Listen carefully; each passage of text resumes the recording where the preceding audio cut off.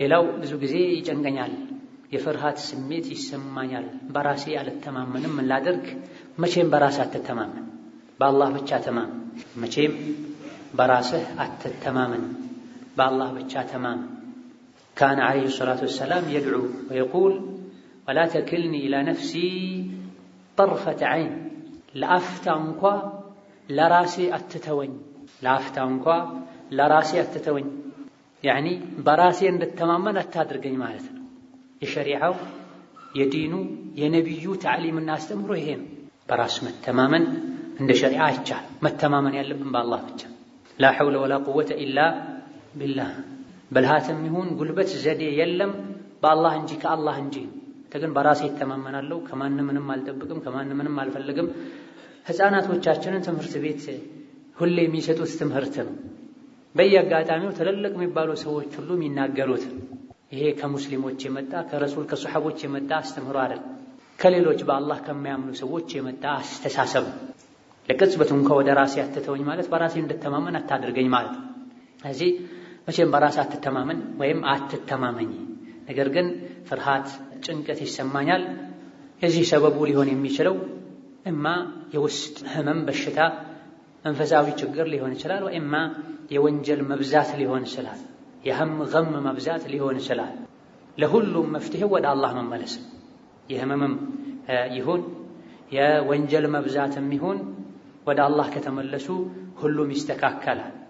ወከዛሊክ በቀደር ማመን እንዲህ አይነቱን ችግር አጥቦ ያስወግዳል። ቁል ለን ዩሲበና ኢላ ማ ከተበ ላሁ ለና ሁወ መውላና ወዐላ ላሂ ፈልየተወከል ሙእሚኑን። አላህ ከከተበልን ውጪ አላህ ከከተበብን ውጪ ምንም አይደርስብንም። እሱ ጠባቂያችን፣ አጋዣችን፣ ረዳታችን ነው። መመካት የሚፈልግ አስተማማኝ መመኪያ የሚፈልግ በአላህ ይመካት ብሏል። ጠዋትና ማታ 77 ጊዜ ሐስቢ አላሁ ላ ኢላሃ ኢላ ሁወ ዐለይሂ ተወከልቱ ወሁወ ረቡል ዐርሺል ዐዚም ያለ ሰው የሚያሳስበውን ነገር ሁሉ አላህ ያስተካክለለታል ብለዋል ነብዩ ሰለላሁ ዐለይሂ ወሰለም። ጠዋትና ማታ 77 ጊዜ ሐስቢ አላሁ ላ ኢላሃ ኢላ ሁወ ዐለይሂ ተወከልቱ ወሁወ ረቡል ዐርሺል ዐዚም ያለ ሰው የሚያሳስበውን የሚያስጨንቀውን ሁሉ አላህ ያስተካክለለታል ተብሏል። መድኃኒቱ ዱዓ ነው፣ ዚክር ነው። እንዲህ አይነት ዚክሮች በተለይ ከዛሊክ ከሰሐቦች መሃል አንዱ ብዙ ጊዜ ሰሐቦች መስጂድ ቁጭ ማይሉበት ወቅት ላይ ቁጭ ብሎ ነቢ ያገኙት።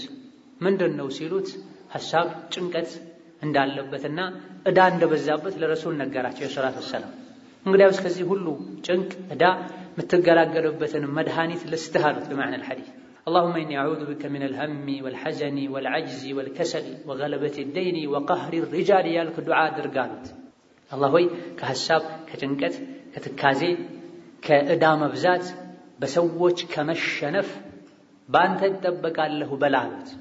ይሄን አልኩኝ የነበረውን ነገር ሁሉ አላህ አስወገደልኝ ብለዋል።